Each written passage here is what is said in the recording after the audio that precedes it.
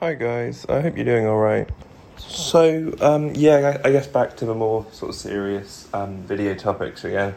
So this is a bit of an event, but yeah, it's a planned topic I have.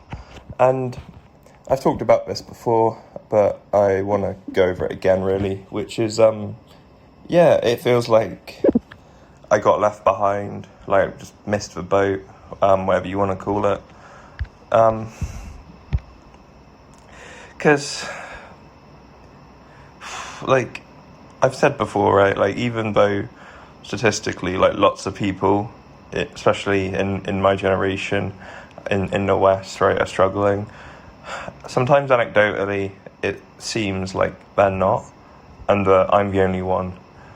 And, of course, I can attribute that to, partly to being autistic, and even like some autistic people, to be honest, like seem to be ahead of me.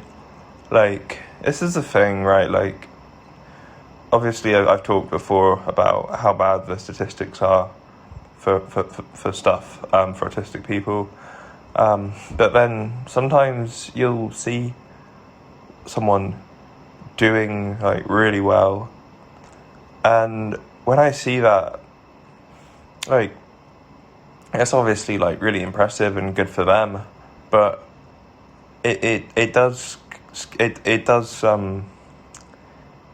make me really anxious and like really scared and really sad, to be honest, because it makes me feel like there's something I'm missing.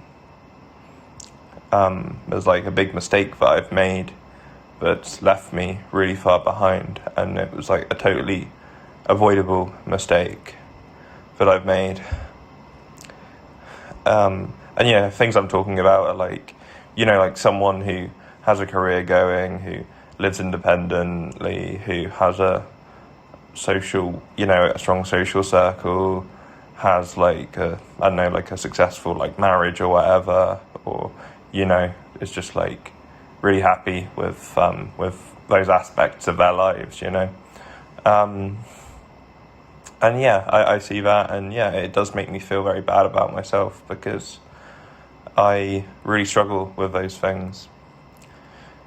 And it's like there's different ways to think about it, because like when I really like look at like someone like that who seems to have it all together, like yeah, on the surface I get really kind of like I've said, just I feel really bad about myself and stuff. And I used to call it envy. I don't really think it's envy, because I generally, like, fundamentally, like, I assume that those people, worked hard and made the right decisions to get to where they are, rather than just, it's like 99% of the human population is just really lucky. Like, that's just not really how it works, and I kind of know that. But yeah, I do feel I do feel very intimidated and very sad about myself when I see that. But then when I really like scratch beneath the surface and I think about like someone focus on like how their life is and stuff, I kind of realize like, or I maybe and this is kind of what I want to talk about, because maybe this is just like my protection. Like my brain protecting itself, but like it does seem like their lives are quite mundane, really. Like if they have a full-time job, then it's like, oh, they're like stuck in an office for 8 hours a day, like doing like 99% of the same stuff over and over again, right? If they have their own place, then they're really like bogged down with like rent or mortgage payments, or it's like in the UK, even if like you own your own place outright, like you have to pay so much in bills. It's ridiculous. See, that maybe that's my brain doing it again to myself, to be like, sour grapes for life, really. I don't know. I'm kind of thinking, this is kind of why I made this video, to kind of vent about it, really. Like, am I guilty of the sour grapes cope? I guess is kind of the summary of the topic, really, that I'm wanting to discuss today. because yeah, they have that, and then like if they're in like if they're like married or something, right? Then like they have to like be really careful about how they act around their partner, how like they're restricted on what they can do a lot of the time, and I don't just mean like who they can talk to or whatever, but even like where they can go. Sometimes like partners will even like like threaten to like leave people if they get overweight, or if they, I don't know, play video games too much, or like just like little things like that, right? And like obviously it's not always to the extreme of like what would be considered like DV, right? Like really controlling kind of relationship. But even though it's not that extreme, I can still see how that does sound really stressful, right? When like you're really constrained and having to like basically do what someone else wants you to do rather than what you yourself want to do. And this really ties into to like PDA, right? Pathological demand avoidance. And like I've said before I was going to make a video specifically about it, but maybe it doesn't even need its own video because it's just so related to a lot of like autistic experiences that I have and that lots of other people I know have. But this PDA, like all pathological demand avoidance, that applies to relationships and friendships. I've definitely had that, right? Like, so like, it's like, I mean, if you don't really know what pathological demand avoidance is, like look it up and listen to the rest of this video, assuming you know. But it's quite a simple concept, really, and it affects autistic people mostly. But like, if you're like basically having to spend lots of time around other people, right? Like, it's different to if you're on your own, because if you're on your own, like, you're more free to do what you want. Is kind of the gist of it, right? You don't have to like wait for people. You don't have to like, put loads of stuff in your schedule that you don't want there. You just have more control over your own life, really. And of course, it's the same for like people who have like, full-time, prestigious, demanding careers, right? Like, yeah, sure, on paper that's really good, but then, they have to be at certain places. They have to be doing certain things, like for most of their life, really, whether they want to or not. And yeah, basically, like, cause I definitely suffer from PDA. I didn't really know until a few months ago, like, that it was an actual concept that other people had thought about, really. But I definitely have that, and I definitely feel like, because I've talked a lot in the past, like lamenting, like my limited social life and kind of feeling left out, feeling left behind. I guess that's how I started this video today, right? But it's weird, like when I am in those social situations, and I'm like, you finally get someone to like hang out with or whatever, right? A lot of the time, it's like it can feel really good for a while, because it's like, oh yeah, I'm like, well, just because it's natural, like, it's adaptive to like being part of a group, right? Because it's like you're less vulnerable and stuff. But and it's like signals high social status, and you feel more confident and stuff, right? Like I've had that, and it can work, right, if it's someone who shares the same interests you do. But especially if it's a bigger group, it becomes a lot more difficult, because like say if you're out and about, right, like you want to go and do the things you want to do, right? And you don't if you're just on your own, and you don't really have to compromise as much. Or if you're with someone who has the same interests as you, you rarely have to compromise, because they'll want to do what you want to do. But then if you're in a big group, it's like, oh, maybe they want to like go to some, like, I don't know, like some pub that's overpriced and doesn't do any like good food or drink or whatever, right? And it's like, and you wouldn't want to go there, but you go there for social proof, right? And I've never liked that at all. It's like I would rather go and, like 99% of the time, I would rather go and do my own thing on my own than like the thing I want to do on my own than something I don't want to do with other people, to be honest. And so yeah, that's kind of like my experience of PDA, really. Of course, that was just an example. I could give loads of other examples. Even like, I remember when I was a kid, you know, like I've always been that classic, like ever since I was very little, right? Like I've always been like a more solitary like player, you know, like in playgroup, I would like always want to play by myself. You know, I would always be in the corner, like, you know, playing with Lego and stuff, and like most of the other kids would just be like more social, you know, and I never was. But like, kind of that's so yeah, that's kind of been my experience growing up. But then, like when I would try and socialize with other people, like they would kind of be into this other like video game or whatever, or this other game. And I would like, you know, I'd try and try it, you know, to like, to you know, just because I've always tried to be as open-minded as like my mind will let me. But then I don't enjoy it. And then all I can think, you know, it just doesn't pique my interest in the same way. And all I can think about is I want to go back and play the game I was playing before. I don't care if it's on my own. I don't care if I don't see anyone else for days.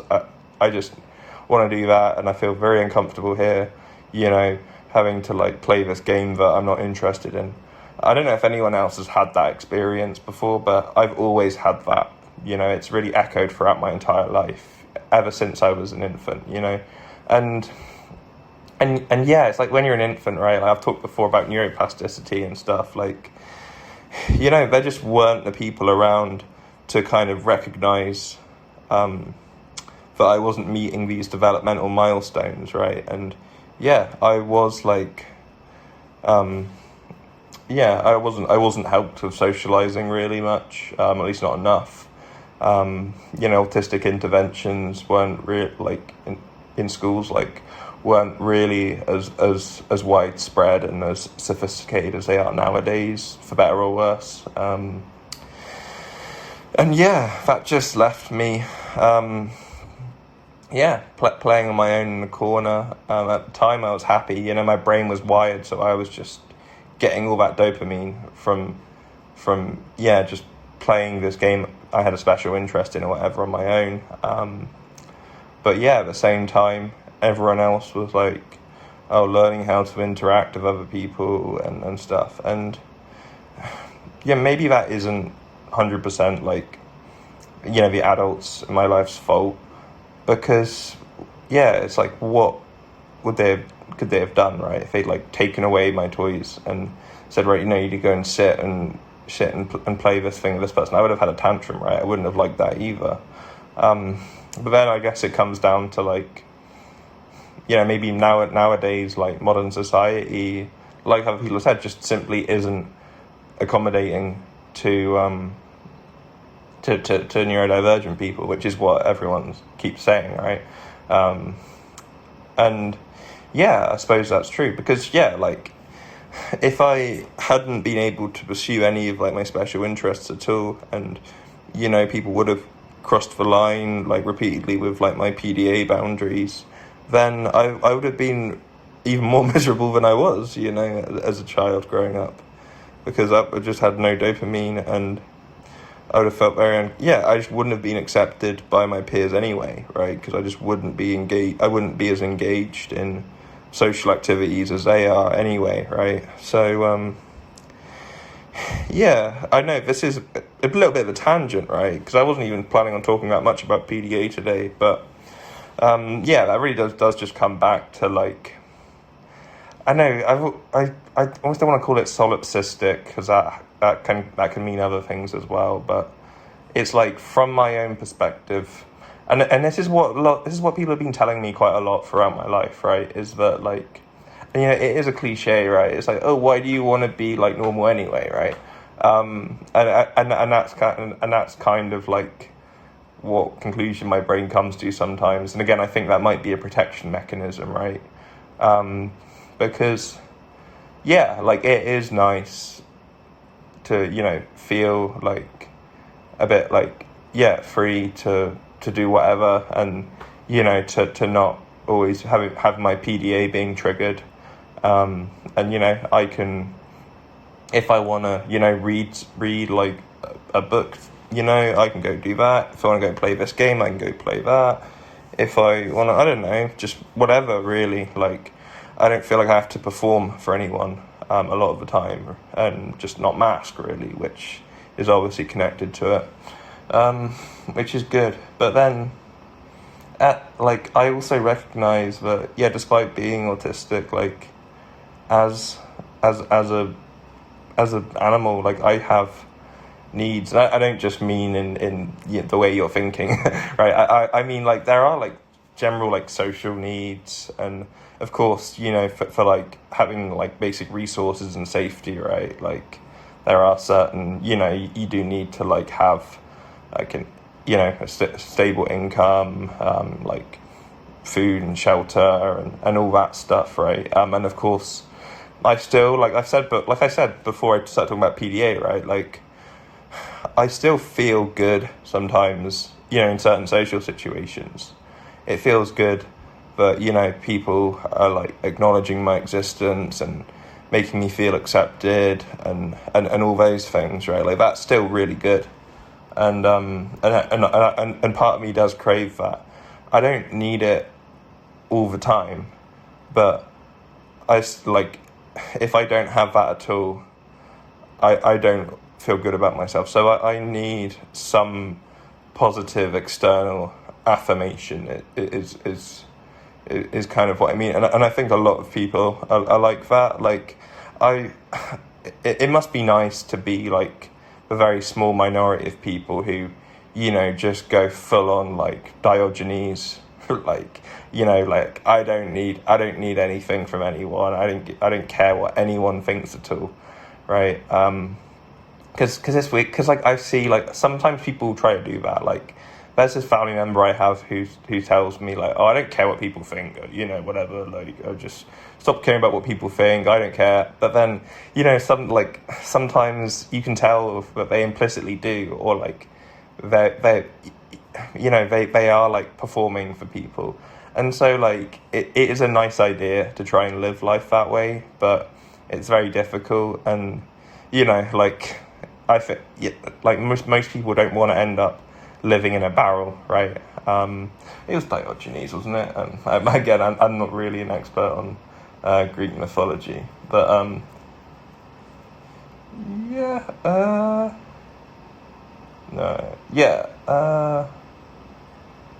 don't know. Yeah, it was the guy who lived in a barrel. I don't know. I'll look it up later. But anyway, but yeah. So I guess just to wrap it up, because I think I've talked enough now about this topic. But yeah, it's like there's very different ways to look at it, right? About life and my place in it. But yeah, like, it's like, or do you want a neurotypical lifestyle anyway? Like, I think there is some truth in it, but there is also some cope in it, Like, I like, it's almost like I want to try and like capitalize on the positive aspects of being autistic, whether that is like, some people have like, like different like societal expectations of you, ability to pursue special interests, think outside the box and stuff. Things like that. Like, it's nice to try and to try and make the most of, really. But then, I also want some level of feeling accepted and safe and respected. And yeah, I guess it's like a lot of people, really, like, I really do want to try and have my cake and eat it. But I don't know, I guess maybe it is that a little bit, right? But I think everyone's like that, really. Like, you want to try and maximize you want to emphasize like the positive aspects of your life and diminish the negative aspects of your life, right? So I don't necessarily think it's just quite the same as saying, oh, have one's cake and eat it. That's kind of that would mean like I'm almost like contradictory, and I don't think I'm being contradictory when I want to have, I want my life to kind of just be accommodated around like my strengths, but also my weaknesses and my vulnerabilities, and which I have many of, right? And PDA is definitely one of them. And that really has had a huge effect on me over time. But it's also a strength that like a lot of people, like if they have a few hours on their own, like they don't know what to do with themselves, right? People always say that, they just always need to have someone around, like affirming their existence. And I've never really been like that, like I've always just been happy to like get lost in my own bubble, really, and think about stuff, and I just want to go for a walk over here, I'll go do that. Oh, if I want to like look something up online and like learn about something new, I'll go do that, and I'm really happy just eat when I want, what I want, like I just like I'm normally quite fine with that, as long as it's not all the time, right? Like as long as every now and then like I have like something where it's like in contact with like planet Earth, where and like kind of like some sort of affirmation that like I'm doing okay, and like some people care about me and like me, and I'm safe, and I'm financially secure, and I do have that at the moment, which is good, but it is very difficult when you seeing how other people's lives, but other people you grew up with, like their lives are becoming very different to yours, which is what I've been seeing, especially the past couple of years. It's really taken off, and I guess that's because I'm approaching my late 20s, and people I grew up with are as well, and they're moving forward in a neurotypical way, and I've hit some neurotypical milestones, but like, and of course people say, oh, there aren't really milestones anyway, but there are really, there is the whole American dream stuff, the whole American dream milestones, right? And I haven't hit all of them yet, but I'd say maybe like 70% of people in like my year group at school I went to, and it was like I wasn't in special school. I probably should have been, but I wasn't. I'm I'd say maybe like 70-80% of them are ahead of me now. And I think especially like the women, because like they say women mature faster than men anyway. But I think like most girls I went to school with are now married. Now have their own place with like their husband or whatever, or engaged or whatever, which is kind of brutal, and with and a lot of the guys are too, but I'd say slightly less, but still overall like a majority are ahead of me on that neurotypical classic Western American dream kind of aspect of looking at life. And that does hurt, because like it feels like I haven't like it's not the only thing I care about, and I've kind of had to think about caring about other things, about like learning lots about history, or learning languages, or just kind of being philosophical, and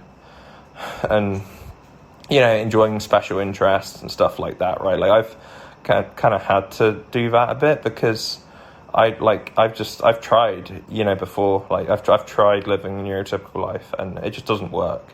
And so to a lot of people, it looks like I'm choosing not to pursue, these neurotypical ambitions. But in truth, like it's partly that, but it's mainly, at least it feels like to me, it's because I've been sent that way.